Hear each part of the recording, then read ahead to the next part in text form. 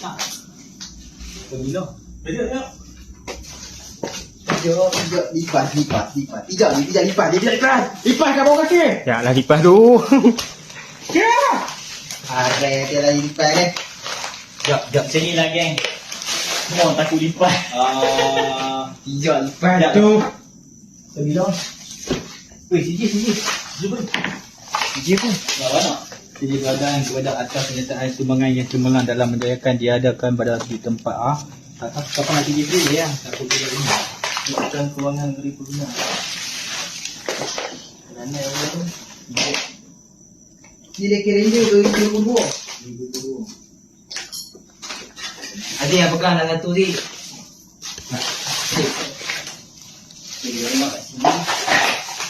Kalender 2022. Sini.